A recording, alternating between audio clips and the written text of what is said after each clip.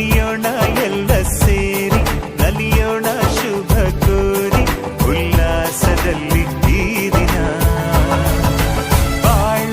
ದಾರಿಲಿ ಹೊಸ ಜೋಡಿ ಹೊರಟಿದೆ ಜೊತೆ